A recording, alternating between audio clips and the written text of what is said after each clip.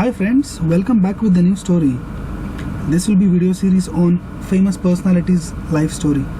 We make videos in read along format. That means when I narrate the story, you can read along with me in your mind. The text is there on your screen. The benefit of listening and reading simultaneously is it helps us to understand the story more clearly, and the process of listening and reading at a time helps us in remembering the story. If you are new to the channel, do subscribe and like. Today's video is on Benjamin Franklin, the person who has many feathers in his hat. He is remembered for his outstanding achievements and inventions. He inspires and motivates to all those who want to do something good in their lives. So let us begin with the story. Benjamin Franklin's biography and life story. Here we will start from the beginning. Benjamin Franklin was a scientist, ambassador, philosopher, statesman, writer, businessman, and celebrated freethinker and wit.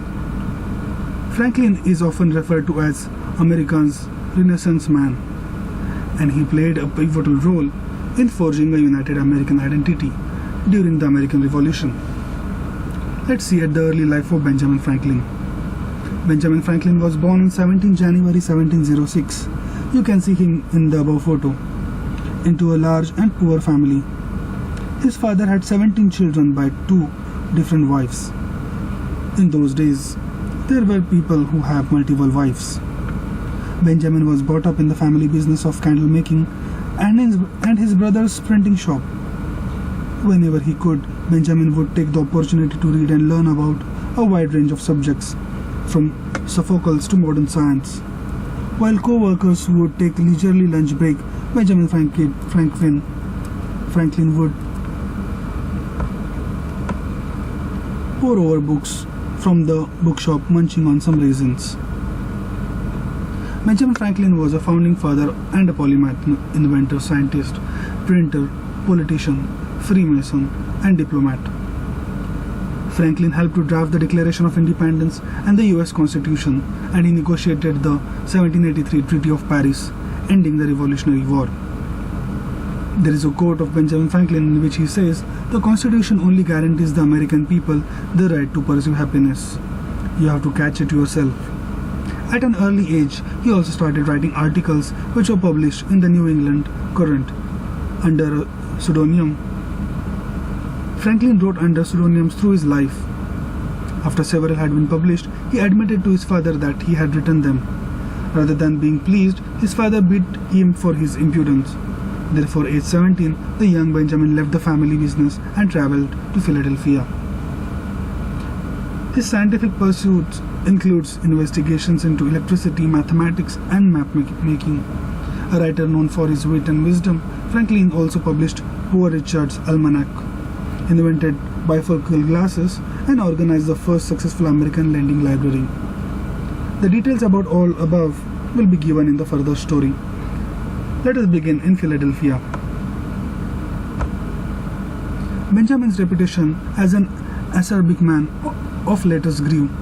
His writings were both humorous and satirical, and his capacity to take down powerful men came to the attention of Pennsylvania Governor William Keith. William Keith was fearful of Benjamin's satire, so offered him a job in England with all expenses paid. Benjamin took the offer, but once in England, the governor deserted Franklin, leaving him with no funds. Benjamin Franklin frequently found himself in awkward situations, but his natural resourcefulness and determination always overcome difficult odds. Benjamin found a job at a printer in London. Here he was known as the Water American, as he preferred to drink water rather than the usual 6 pints of beer daily. Franklin remarked there was more nourishment in pennyworth of a bread than in a quart of beer. Franklin's childhood. Benjamin Franklin's father, English-born soap and candle maker Josiah Franklin, had 7 children with first wife Annie and 10 more with second wife Bifocals. Ben was his 15th child and youngest son. Ben learned to read at an early age, and despite his success at the Boston Latin School, he stopped his former schooling at 10 to work full-time in his cash-strapped father's candle and soap shop. dipping wax and cutting wigs didn't fire the young boy's imagination.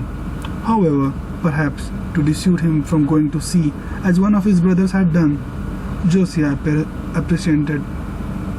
apprenticed 12-year-old Ben at the print shop run by his brother James. Although James mistreated and frequently beat his younger brother, Ben learned a great deal about newspaper publishing and adopted a similar brand of subverse politics under the printer's tutelage. When James refused to publish any of his brother's writing, 16-year-old Ben adopted the pseudonym Mrs. Silence Dogwood, and her 14 imaginative and witty letters delighted readers of his brother's newspaper. The New England Courant, James grew angry.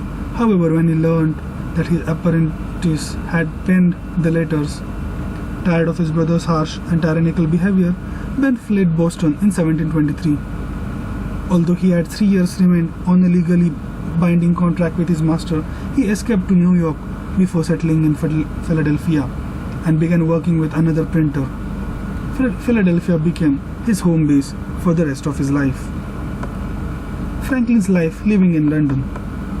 Encouraged by Pennsylvania Governor William Keith to set up his own print shop, Franklin left for London in 1724 to purchase supplies from stationers, booksellers, and printers.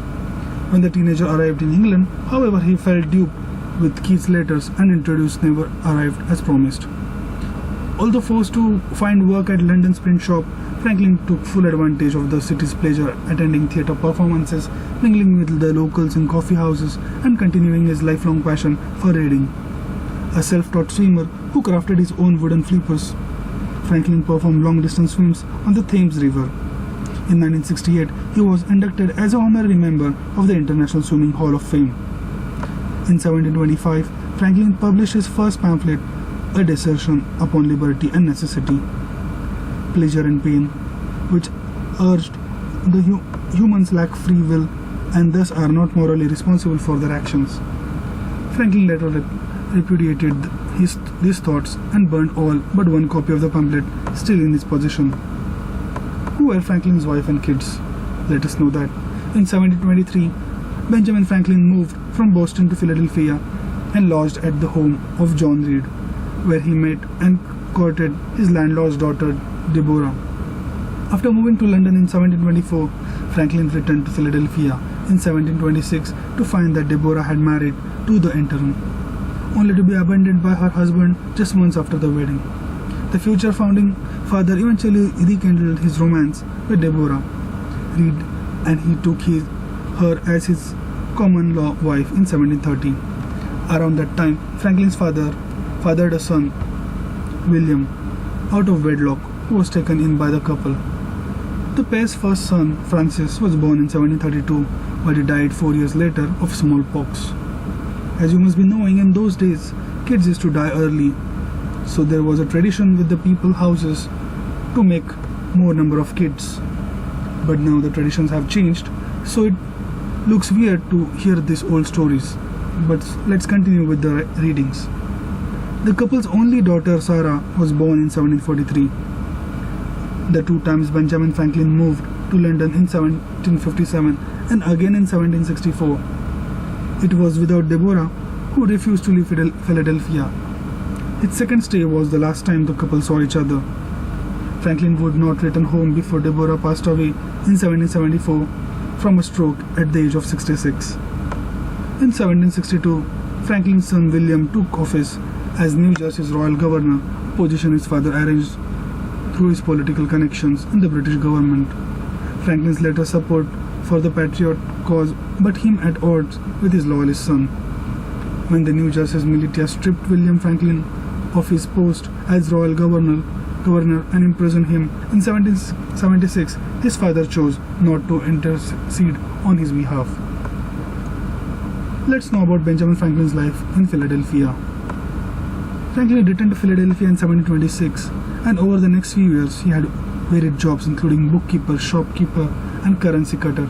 In 1728, he returned to a familiar trade, printing paper currency. In New Jersey, before partnering with friend to open his own print shop in Philadelphia that published government pamphlets and books. In 1730, Franklin was named the official printer of Pennsylvania. By that time, he had formed the Junto, a social and self-improved study group for young men that met every Friday to debate morality, philosophy, and politics. When Junto members sought to expand their reading choices, Franklin helped to incorporate America's first subscription library, the Library Company of Philadelphia, in 1731. In 1729, Franklin published another pamphlet, A Modest Inquiry into the Nature and Necessity of a Paper Currency, which advocated for an increase in the money supply to stimulate the economy. With the cash Franklin earned from his money-related treatise, he was able to purchase the Pennsylvania Gazette newspaper from a former boss. Under his ownership, the struggling newspaper was transformed into a most widely read newspaper in the colonies and became one of the first to turn a profit. Isn't Franklin a genius? Definitely he is. He had less luck in 1732 when he launched the first German language newspaper in the colonies. The short-lived Philadelphia visiting nonetheless, Franklin's prominence and success grew during the 1730s. I would like to apologize for my pronunciations in some places, as some German words or other European language words are difficult for me to pronounce. Franklin amazed real estate and business and organized the Volunteer Union Fire Company to counteract dangerous fire hazards in Philadelphia. He joined the Freemasons in 1731 and was eventually elected Grand Master of the Masons of Pennsylvania. About Poor Richard's Almanac. At the end of 1732, Benjamin Franklin published the first edition of Poor Richard's Almanac. In addition to weather forecast, astronomical information, and poetry, the almanac, which Franklin published for 25 consecutive years, included proverbs and Franklin's witty maxims, such as early to bed and early to rise makes a man healthy, wealthy, and wise. And he that lies down with dogs shall rise up with fleas. In 1726, a Quaker merchant, Mr. Denham, offered him a position in Philadelphia. Franklin accepted and sailed back to the US. Back in America, Franklin had many successful endeavors in business, journalism, science, and statesmanship. Being scientist and inventor in the 1740s, Franklin expanded into science and entrepreneurship. His 1743 pamphlet, A Proposal for Promoting Useful Knowledge, underscored his interests and served as the founding document of the American Philosophical Society, the first scientific society in the colonies. By 1748, the 42-year-old Franklin had become one of the richest men in Pennsylvania, and he became a soldier in the Pennsylvania militia. He turned his printing business over to a partner to give himself more time to conduct scientific experiments. He moved into a new house in 1748. Benjamin Franklin's genius inventions. Benjamin Franklin was a prolific inventor and scientist who was responsible for following inventions. Franklin's stove. Franklin's first invention, created around 1740, provided more heat with less fuel. Bifocals. Anyone tired of switching between two pairs of glasses understands why Franklin developed bifocals that could be used for both distance and reading. Harmonica. Franklin's inventions took on musical bent when in 1761 he commenced development on the harmonica, a musical instrument composed of spinning glasses bowls on a shaft. Both Ludwig van Beethoven and Wolfgang Amadeus Mozart composed music from the strange instrument. His more inventions were rocking chair, flexible catheter, American penny. Imagine our life without these inventions. It will be strange and different, isn't it? Let us see some more scientific achievements of Benjamin Franklin. Science experiments were a hobby of Franklin. This led to Franklin's stove, as said earlier, which is a mechanism for distributing heat throughout a room. The famous kite and key in the thunderstorm. This provided that lightning and electricity were one and the same thing. More details of this experiment I'll discuss in the future, in the next part. He was the first person to give electricity positive and negative charges. The first flexible urinary catheter, glass harmonica, as told earlier. also known as glass harmonica, bifocal glasses. Franklin never patented his inventions, preferring to offer them freely for the benefit of society. As he wrote, "As we enjoy great advantages from the inventions of others, we should be glad of an opportunity to serve others by any invention of ours, and this we should do freely and generously." Such a big heart of Franklin. Franklin also discovered the Gulf Stream after his return trip across the Atlantic Ocean from London in 1775. He began to speculate about why the westbound trip always took longer, and his measurements of ocean temperature led to his discovery of the existence of the Gulf Stream. This knowledge served to cut 2 weeks off the previous sailing time from Europe to North America. Looking at this invention, sometimes I feel like these people were born to make these inventions. Franklin even devised a new scheme for the alphabet that proposed to eliminate the letters C, J, Q, W, X and Y as reductant. Franklin's self-education earned him honorary degrees from Harvard, Yale, England's Oxford University and Scotland's University of St Andrews in Scotland.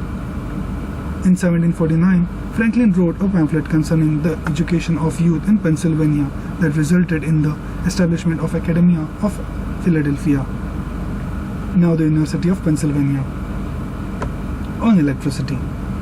In 1752, Benjamin Franklin conducted the famous kite and key experiment to demonstrate the lightning was electricity, and soon after invented the lightning rod. His inventions into electrical phenomena were compiled into experiments and observations on electricity. Published in England in 1751, he coined new electricity-related terms that are still part of the lexicon, such as battery, charge, conductor, and electrify. Topic of Benjamin Franklin and slavery. In 1748, Franklin acquired the first of his slaves to work in his new home and in the print shop. Franklin's view on slavery evolved over the following decades to the point that he considered the institution inherently evil, and thus he freed his slaves in the 1760s. In today's days, we can't even imagine the days of the slavery and the people living during those times. Let us continue with our narration. Later in life, he became more vociferous in his opposition to slavery. Franklin served as president of Pennsylvania Society for promoting the abolition of slavery and wrote many tracts urging the abolition of slavery in 1790. He petitioned the US Congress to end slavery and the slave trade. About beliefs of Benjamin Franklin as president. Benjamin Franklin has never elected president of the United States. However, he played an important role as one of 7 founding fathers, helping draft the Declaration of Independence and the US Constitution. He also served several roles in the government. He was elected to the Pennsylvania Assembly and appointed as the first postmaster general for the colonies as well as diplomat to France. He was a true polymath, an entrepreneur, which is no doubt why he is often called the first American. Time of election to the government. Franklin became a member of Philadelphia City Council in 1748 and Justice of the Peace the following year. In 1751, he was elected a Philadelphia alderman and a representative for the Pennsylvania Assembly, a position to which he was re-elected annually until 1764. 2 years later, he accepted a royal appointment as Deputy Postmaster General of North America. When the French and Indian War began in 1754, Franklin called on the colonies to band together for their common defense, which he dramatized in the Pennsylvania Gazette with a cartoon of snake cut into sections with the caption, "Join or die." He represented Pennsylvania at the Albany Congress, which adopted his proposal to create a unified government for the 13 colonies. Franklin's plan of union, however, failed to be ratified by the colonies. In 1757, Franklin was appointed by the Pennsylvania Assembly to serve as the colony's agent in England. Franklin sailed to London to negotiate a long-standing dispute with the proprietors of the colony, the Penn family, taking William and his 2 slaves but leaving behind Deborah and Sarah. He spent most of the next 2 decades in London, where he was drawn to high society and intellectual saloons of the cosmopolitan city. After Franklin returned to Philadelphia in 1762, he toured the colonies to inspect its post offices. Story of Benjamin Franklin as ambassador. Franklin was chosen as an ambassador to England in the dispute over taxes. For 5 years, he held conferences with political leaders as well as continuing his scientific experiments and musical studies. Later on, Franklin played a key role in warning the British government over the dangers of taxing the American colonies. In contest of wealth, Franklin was instrumental in encouraging the British Parliament to revoke the hated Stamp Act. However, this reversal was to be short-lived, and when further taxes were issued, Franklin declared himself a supporter of the new American independent movement. In 1775, he returned to an America in conflict. He was one of the 5 representatives chosen to draw up American Declaration of Independence with Thomas Jefferson as the author. Franklin was chosen to be America's ambassador to France, where he worked hard against the support of the French in America's war effort. During his time in French society, Franklin was widely admired, and his portrait was hung in many houses. At the age of 75, the newly formed US government blessed Franklin to be America's representative in signing a peace treaty with Great Britain, which was signed in 1783. He was finally replaced as French ambassador by Thomas Jefferson, who paid tribute to his enormous capacity. Jefferson remarked, "I succeed him, no one can replace him." Let us see about the Stamp Act and Declaration of Independence. After Franklin lost his seat in Pennsylvania Assembly in 1764, he returned to London as colony's agent. Franklin returned at a tense that time in Great Britain's relation with the American colonies. The British Parliament passage of the Stamp Act in March 1765 imposed a highly unpopular tax on all printed materials for commercial and legal use in the American colonies. Since Franklin purchased stamps from his printing business and nominated a friend as the Pennsylvania stamp distributor, some colonies thought Franklin implicitly supported the new tax, and rioters in Philadelphia even threatened his house. Franklin's passionate denunciation of the tax in testimony before Parliament, however, contributed to the Stamp Act repeal in 1766. 2 years later, he penned a pamphlet, Causes of the American Discontents before 1768, and he soon became an agent of Massachusetts, Georgia, and New Jersey as well. Franklin fanned the flames of revolution by sending the private letters of Massachusetts Governor Thomas Hutchinson to America. The letters called for the restrictions of the rights of colonists, which caused a firestorm after the publication by Boston newspapers. In the wake of the scandal, Franklin was removed as Deputy Postmaster General, and he returned to North America in 1775 as a devotee of the Patriot cause. In 1775, Franklin was elected to the Second Continental Congress and appointed the first Postmaster General for the colonies. In 1776, he was appointed Commissioner to Canada and was one of the 5 men to draft the Declaration of Independence. Benjamin Franklin's life in Paris. After voting for independence in 1776, Franklin was elected Commissioner to France, making him essentially the first US ambassador to France. He set sail to negotiate a treaty for country's military and financial support. Much has been made of Franklin's years in Paris, chiefly his rich romantic life in his 9 years abroad. After Deborah's death at the age of 74, he even proposed marriage to a widow named Madame Helvetus, but she rejected him. Franklin was embraced in France as much, if not more, for his wit and intellectual standing in scientific community as for his status as a political appointee from fledgling country. His reputation facilitated respect and entries into closed communities, including the court of King Louis XVI, and it was his adept diplomacy that led to the Treaty of Paris in 1783, which ended the Revolutionary War. After almost a decade in France, Franklin returned to the United States in 1785. Founding father and part of drafting the US Constitution. Benjamin Franklin was elected in 1787 to represent Pennsylvania at the Constitutional Convention, which drafted and ratified the new US Constitution. The oldest delegate at the age of 81, Franklin initially supported proportional representation in Congress, but he fashioned the Great Compromise that resulted in proportional representation in the House of Representatives and equal representation by state in the Senate. In 1787, he helped found the Society for Political Inquiries dedicated to improving knowledge of government. Religious beliefs of Benjamin Franklin. Its thoughts about this topic. Benjamin Franklin believed in God throughout his life. In his early life, he professed a belief in deism. However, he never gave too much importance to organized religion. He was well known for his religious tolerance, and it was remarked how people from different religions could think of him as one of them. As John Adams noted, the Catholic thought him almost a Catholic. The Church of England claimed him as one of them. The Presbyterian thought him half Presbyterian, and the Friends believed him a wet Quaker. Franklin embodied the spirit of enlightenment and spirituality over organized religion. Franklin was a keen debater, but his style was to avoid confrontation and condemnation. He would prefer to argue topics through the asking of awkward questions, not dissimilar to Greek philosopher Socrates. Benjamin Franklin's death. Benjamin Franklin died on April 17, 1790 in Philadelphia, Pennsylvania, at the home of his daughter, Sarah Page.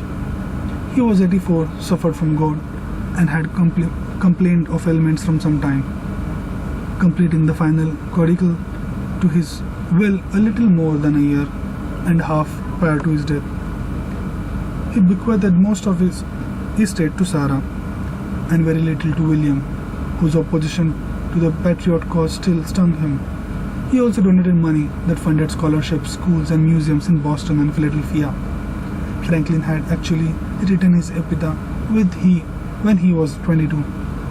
The body of B. Franklin, printer, like the cover of an old book, its contents tore out and stripped of its lettering and gilding, lies here. Food for worms.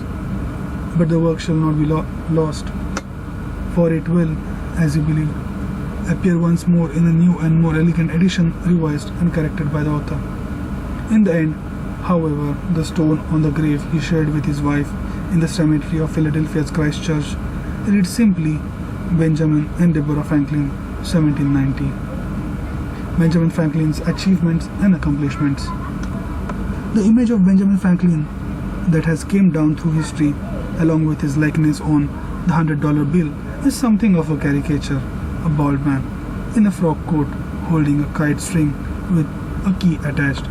But the scope of things he applied himself to was so broad it seems a shame. Founding universities and libraries, the post office, shaping the foreign policy of the fledgling United States, drafting the Declaration of Independence, publishing newspapers, warming us with the Franklin stove, pioneering advances in science, letting us see with bifocals, and lighting our way with electricity, all from a man who never finished school but shaped his life through abundant reading and experience, a strong moral compass, and an unflagging commitment to civic duty. Franklin illuminated corners of American life that still have lingering glow of his attention. This was the life of Benjamin Franklin. It's very inspiring, and still can't believe that the person who is not educated can give so much to the world. The story of this incredible person who has left a mark in this world, who by his scientific works and civic duties of his time have become the major player of not only American history but world history. It is said a person's importance or greatness is not in what he have or what he have achieved, but in what he have given back to the society. A flower blooms, its petal fades away, but people remember with the fragments. So Benjamin Franklin always lingers like a fragrance in the life of the people. This was the end of the story. If you have liked the video, please like the video in the description area. If you have any suggestions or your thoughts, do comment below. Please share this video to all your loved ones and the people who you like, and with your friends. And if you have not already subscribed, please do subscribe. The more series of famous personalities will be posted in coming future. I hope this video has given some new knowledge of light, and I hope I will continue to do in much better way. And I apologize for any mistakes or something in which I'm lacking. I'll definitely make it much better in my upcoming future videos. Once again, thank you very much and have a nice day.